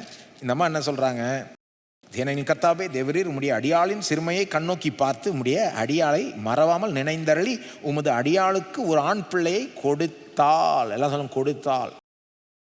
இதை செஞ்சீர்னா உயிரோடு இருக்கும் சகல நாளும் நான் அவனை கர்த்தருக்கு ஒப்பு கொடுப்பேன், அவன் தலையின் மேல் சவரகன் கத்தி படுவதில்லை என்று ஒரு பொருத்தனை பண்ணினாள். இப்போ இது ஒரு பொருத்தனையின் ஜெபம். ஸோ பைபிளில் நிறைய பேர் பொருத்தனை பண்ணுறாங்க. யாக்கோபு, ஆண்டவரே என்னோடு இருந்தீர்னா, பத்திரமா திரும்ப கொண்டு வந்தீர்னா நான் இருக்கிறதுல தசமாவும் கொடுப்பேன். பைபிள் நிறைய பேர் பொருத்தனை பண்ணி ஜெபம் பண்ணுறாங்க. எல்லா பொருத்தனை ஜெபமும் நல்ல ஜெபம்னு சொல்ல முடியாது. ஒரு மனுஷன் எனக்கு யுத்தத்தில் வெற்றியை தந்தீர்னா நான் பார்க்குற ஆளை பலியா உமக்கு பலி விட்டுறேன் அப்படின்றாரு. ஜெப்தான்ற ஆள் கிறுக்கத்தனமான பொருத்தனை. பைபிளில் தேவன் ஒரு இடத்துல கூட நீ பொருத்தனை செஞ்சு ஆகணும்னு சொல்லவே இல்லை. பொருத்தனை செய்யணும்னு தேவன் சொல்லலை, கட்டளை இடலை, அதெல்லாம் கிடையவே கிடையாது. ஆனால் பொருத்தனை செஞ்சால் காப்பாற்றிக்கோன்றாரு. உன் வாக்கை காப்பாற்றிக்கோ, சொன்ன வார்த்தையை நிறைவேற்று, அதை தேவன் நம்மகிட்ட எதிர்பார்க்குறாரு. நான் அதுக்குன்னு கிறுக்குத்தனமான பொருத்தனையை கொடுத்து அப்புறம் இன்னும் கிறுக்குத்தனமாக அதை நான் நிறைவேற்றேன்னு சொல்கிறதெல்லாம் இது தேவனுக்கு பிரியமான காரியமே கிடையாது பாருங்கள். அப்போ இந்த பொருத்தனை ஜெபங்கள் நிறைய பைபிள் இருக்குது. எல்லாமே நல்ல ஒரு பொருத்தனைன்னு சொல்ல முடியாது. ஆனால் இது ஒரு நல்ல பொருத்தனை ஜெபம். இது வெறும் ஒரு இந்த பொருத்தனை ஜெபம் வரும்போது என்னமோ சில நேரம் நமக்கு இது எப்படி படுதுன்னா, இது பேரம் பேசுகிற மாதிரி தெரியுது. ஆண்டவரே நீர் இதை கொடுத்தால் நான் இதை கொடுப்பேன், டீல் பேசுகிற மாதிரி இருக்குது. அப்போ நமக்கு எப்படி தோணுதுன்னா, ஒருவேளை இந்த அம்மா பாவம் கேட்டு கேட்டு அழுத்து போய் சரி ஒரு டீல் பேசலாம் ஆண்டவர்கிட்ட, நீர் எனக்கு மகனை கொடுத்தால் முழு நேரம் ஊழியத்துக்கு கொடுத்துட்றேன்னு சொன்னால் கொடுப்பார். அப்படி டீல் பேசி வாங்க பார்க்குறாங்கன்ற மாதிரி பார்க்குறதுக்கு தெரியுது மேலோட்டமான. அப்படி கிடையாது. இது ஒரு அற்புதமான ஒரு ஜெபம். அதை புரிஞ்சுக்கணுன்னா அவங்க என்ன பண்ணுறாங்கன்றதை புரிஞ்சுக்கணும் பாருங்கள். அவங்க என்ன சொல்கிறாங்க, ஆண்டவர் நீ மகனை கொடுத்தா உமக்கு வாழ்நாள் எல்லாம் சகல நாளும் நான் அவனை கர்த்தருக்கு ஒப்பு கொடுப்பேன் அப்படின்னு என்ன அர்த்தம்? ஆலயத்தில் கூடாரத்தில் அந்த வேலைக்காக ஒப்பு கொடுத்துட்றேன். வாழ்நாள் எல்லாம் அவன் தலையின் மேல் சவரகன் கத்தி படுவதில்லை அப்படின்னு என்ன அர்த்தம்? அந்த நசரேய விரதம் அப்படின்னு ஒன்று இருக்கு பாருங்க, பொருத்தனை. அந்த பொருத்தனை செய்கிறாங்க. சிம்சோனுக்கு செஞ்ச பொருத்தனை. சிம்சோனுடைய தலைமுடிய வெட்டவே இல்லை இல்லையா சாம்சன். அதுக்கு பேர் நேசரைட் வவ், நசரேய பொருத்தனை அப்படின்னு சொல்லலாம், விரதம். அந்த நேசரைட்டுக்கும் நேசரத்துக்கும் சம்மந்தம் கிடையாது. புதிய ஏற்பாட்டு காலத்தில் நாசரத்துன்னு ஒரு ஊர் இருக்குது, அதுலேருந்து வரவர்களில் நசரேயர்கள் அப்படின்லாம் சொல்கிறாங்க. அது வேற. இது நசரேய விரதம்னா, நசார்ன்றது எபிரே மொழியில் தேவனுக்கென்று பிரித்தெடுப்பதுன்னு அர்த்தம். முழுக்க முழுக்க டோட்டலாக தேவனுக்கென்று பிரித்தெடுப்பது, அதனுடைய அர்த்தம் தான் அந்த நசார். இப்போ நசரேய பொருத்தனைன்னா, நசரேய விரதம்னா 3 கண்டிஷன். அதில் தலைமுடியை வெட்ட மாட்டாங்க, மதுபானம் குடிக்க மாட்டாங்க, ஒரு டெட் பாடியை தொட மாட்டாங்க. எண்ணாகவும் 6ஆம் அதிகாரத்தில் முதல்ல இருந்து அப்படியே வாசித்தீங்கன்னா பார்ப்பீங்க இதை. அந்த மாதிரி சிலர் என்ன பண்ணுறாங்க, பொருத்தனை பண்ணிக்கிறாங்க. இதில் என்னன்னா, பொதுவாக ஆலயத்தில் சேவை செஞ்சவங்க யார்? லேவி கோத்திரத்தார். யார்? லேவி கோத்திரத்தார். 12 கோத்திரத்தார் இருக்கிறாங்க இஸ்ரவேலில். அதில் ஒரு கோத்திரத்தாரை மட்டும் தேவன் தேர்ந்தெடுத்து நீங்கள் மட்டும் என்ன ஆலயத்தில் சேவை பண்ணுங்கன்ட்டார். மற்ற 11 கோத்திரத்தாரை என்ன வேணால் பண்ணிக்கலாம், என்ன பிஸ்னஸ் வேணால் பண்ணிக்கலாம், மற்ற என்ன வேலையும் பண்ணிக்கலாம். அவங்களுக்கு நிலம் இருக்குது, சொத்து இருக்குது, எல்லாம் ஓகே. இந்த ஒரு கோத்திரத்தார், லேவி கோத்திரத்தார் மட்டும் ஆலயத்திலிருந்து சேவை பண்ணணும். அவங்களுக்கு சொந்த நிலம்னு கிடையாது. தேவன் சொல்லிட்டாரு, நான் தான் உன்னுடைய சுதந்திரம் போ அப்படின்ட்டாரு. நான் தான் உன் சொத்து, நீ எனக்காக இங்கே ஆலயத்தில் சேவை பண்ணு, உன்னுடைய தேவைகள்லாம் நான் சந்திக்கிறேன், ஆலயத்துக்கு வர பணத்திலேருந்து உனக்கு நான் கொடுக்குறேன் அப்படின்னு கண்டிஷன்லாம் போட்டு வைக்கிறார். லேவி கோத்திரத்தார் தான் அதை செய்யணும். இந்த நசரேய விரதம் பண்ணுறவங்க வாலண்டியராக லேவியர்கள் மாதிரி ஆயிடுறாங்க. அது லேவியர்கள் செய்கிற வேலையை இவங்க என்ன சொல்கிறாங்க, நானும் செய்கிறேன் வாங்க. ஆனால் அவங்க செய்யவே தேவையில்ல, ஆனால் வாலண்டியராக செய்கிறாங்க. சிலர் குறிப்பிட்ட காலத்துக்கு மட்டும் தங்களை வாலண்டியர் பண்ணிக்குவாங்க. இந்த அம்மா சொல்லுது, அண்ணால் சொல்லுது, வாழ்நாளெல்லாம் என் மகனை கொடுத்துட்றேன், நீர் எனக்கு மகனை கொடுத்தா வாழ்நாளெல்லாம் கொடுத்துட்றேன். ஆக்சுவலாக அதே மாதிரி செய்து மகனை தேவன் கொடுக்குறாரு. அந்த வீனிங் பீரியட்னு வாங்க, அந்த தாய்ப்பால் கொடுத்து முடிக்கிற அந்த பீரியட் 3 வருஷம் கழித்து அந்த அம்மா ஆலயத்துக்கு கொண்டு போய் கூடாரத்துக்கு கொண்டு போய் அவனை விட்டுறாங்க. சாமுவேலை வாழ்நாளெல்லாம் அவர் அங்கே தான் இருக்கிறாரு. அந்த ஊழியத்தை தான் பார்க்குறாரு. இது எவ்வளோ பெரிய ஒரு பொருத்தனைன்றது கொஞ்சம் யோசித்து பாருங்க. இந்த அம்மாவுக்கு மகன் இல்லைன்னு அழுதுகிட்டு இருக்காங்க, மன கசப்போடு இருக்கிறாங்க, வேதனைப்பட்டுக்கிட்டு இவ்வளோ ஏக்கம். அவங்களுக்கு என்ன ஒரு ஏக்கம், பிள்ளை வேணும். இப்போ என்ன சொல்கிறாங்க, எனக்கு பிள்ளையை கொடுத்தீங்கன்னா வாழ்நாளில் மூக்கை கொடுத்துட்றேன். இது எவ்வளோ பெரிய ஒரு பொருத்தனை உணர்றீங்களா நீங்கள்? இந்த பிள்ளை ஆலயத்தில் போய் வாழ்நாளெலாம் சர்வ் பண்ணிச்சுன்னா இதனுடைய அர்த்தம் என்னன்னா, வளர்ந்து அப்பாவுடைய பிஸ்னஸை பார்க்க முடியாது. ஏற்கனவே இந்த ஆளுக்கு ஒரு பிஸ்னஸ் இருந்திருக்கும், ஒரு விதமான வேலை இருக்கும், தொழில் இருக்கும், அதில் ஒரு சம்பாத்தியம் இருக்கும். பொதுவாக அந்த நாட்கள்லாம் மூத்த மகன் அதை தொடர்ந்து அதை செய்வாங்க. குடும்ப பிஸ்னஸை, குடும்ப தொழிலில் பார்த்துப்பாங்க. அதுலேருந்து தான் சம்பாத்தியம் வரும். அதை வச்சு குடும்பத்தை காப்பாற்றணும். அதெல்லாம் முடியாது. இவங்க என்ன சொல்கிறாங்க, அந்த காலத்தில் அந்த மூத்த மகன் தான் எல்லாம். வயசான காலத்தில் உங்களை பார்த்துக்கணும். எப்படி பார்த்துக்க போகிறாங்க? ஃபேமிலி பிஸ்னஸ் செஞ்சு தான் பார்த்துக்கணும்.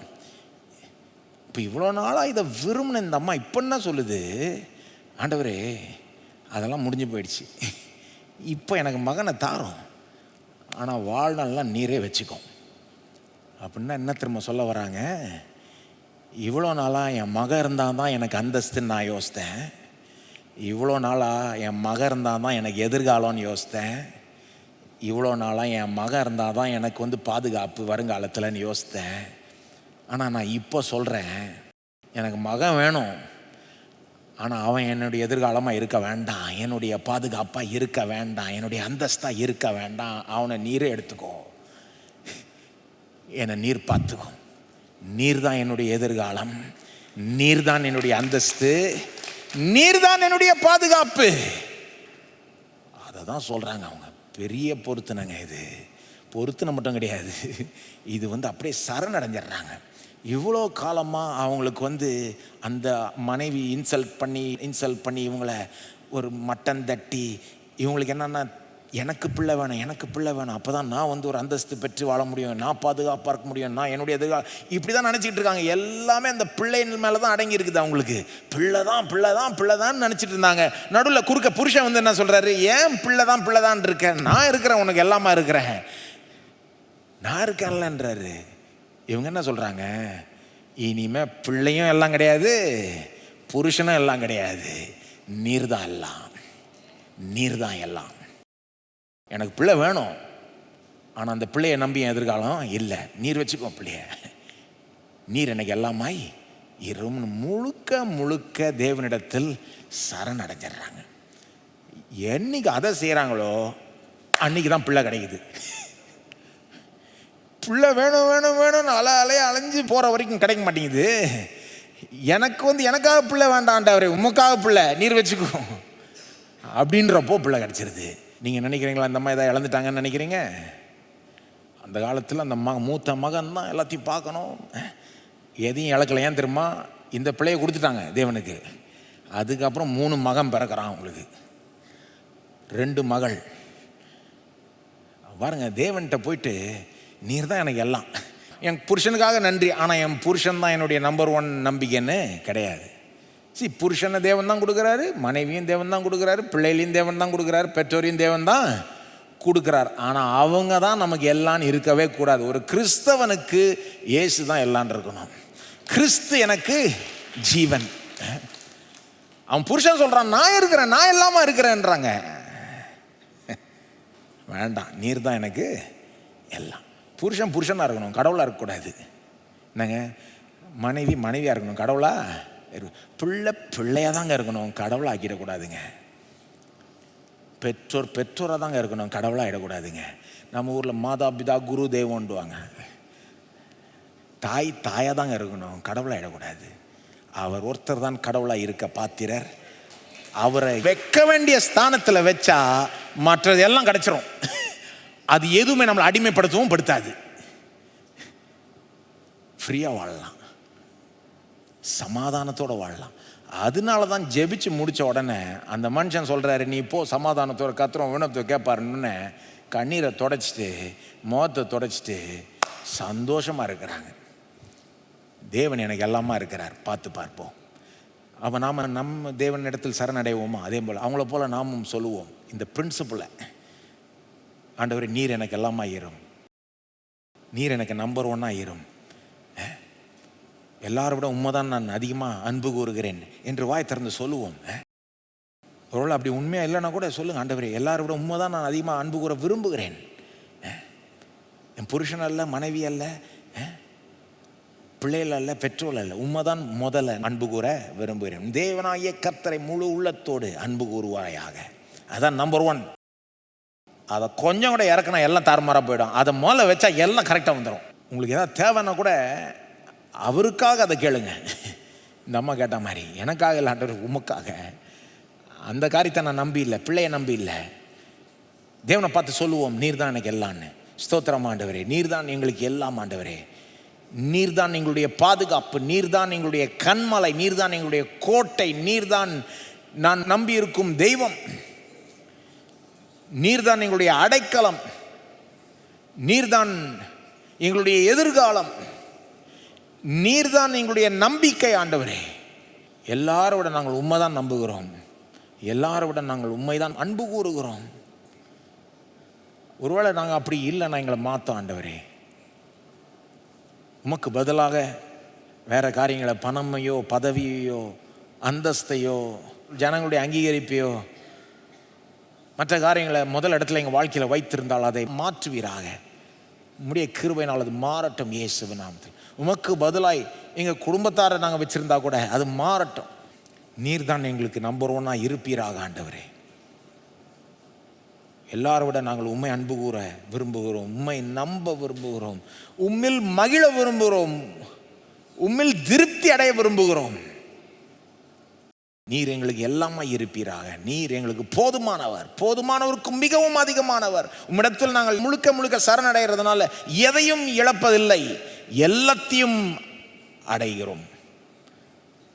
எனக்காக சுவிசேஷத்து நிமித்தம் ஒருவன் ஜீவனை இழப்பானானால் அவன் தன்னுடைய ஜீவனை காத்து கொள்கிறான் என்று சொன்னீர். ஆகவே மண்டை சரணடைகிறதுனால நாங்கள் எதையுமே இழக்கிறது இல்லை. ஜீவ பலியாய் திரும்பவும் முக்கிய நாங்கள் எங்களையே ஒப்பு கொடுக்கிறோம், சரணடைகிறோம் ஆண்டவரே. முழுக்க முழுக்க நீர் எங்களை பயன்படுத்தும், எடுத்துக்கொள்ளும். எங்களுடைய கைகள், கால்கள், எங்களுடைய தாளந்துகள், திறமைகள், எங்களுடைய பணம், எங்களுடைய சம்பாத்தியம், எங்களுடைய அந்தஸ்து, செல்வாக்கு என்னவனா இருக்கட்டும், அது உமக்கு பயன்படட்டும், உம்முடைய ராஜ்யத்துக்காக பயன்படட்டும், உம்முடைய நோக்கங்களுக்காக பயன்படட்டும். முழுக்க முழுக்க நாங்கள் உம்மண்டை சரணடைகிறோம். ஸ்தோத்திரம் ஆண்டவரே, ஸ்தோத்திரம். முழுக்க முழுக்க உம்மண்டை சரணடையும் போது தான் நாங்கள் வாழ்க்கையில் நிறைவடைகிறோம், திருப்தி அடைகிறோம், சமாதானத்தை பெறுகிறோம், சந்தோஷத்தை பெறுகிறோம், முன்னேற்றத்தை பெறுகிறோம். அற்புதங்கள் வேற லெவலில் நடக்கும். ஸ்தோத்திரம் ஆண்டவரே. பொருட்களை, மற்ற ஆட்களை முதலிடத்தில் வைக்காமல் உண்மை முதலிடத்தில் வைக்க உதவி செய்யும் ஆண்டவரே. தொடர்ந்து உம்முடைய ஜனங்களின் வழி நடத்தும், ஆசீர்வதியும். உம்முடைய ராஜ்யத்தையும் அதனுடைய நீதியை முதலாவது வைக்கும்போது மற்ற எல்லாமே கூட கொடுக்கப்படும். எல்லா துதி கனம் மகிமை உமக்கே செலுத்துகிறோம். இயேசுவின் நாமத்தில் ஜெபிக்கிறோம். ஆமேன். கர்த்தர் உங்களை ஆசீர்வதிப்பாராக.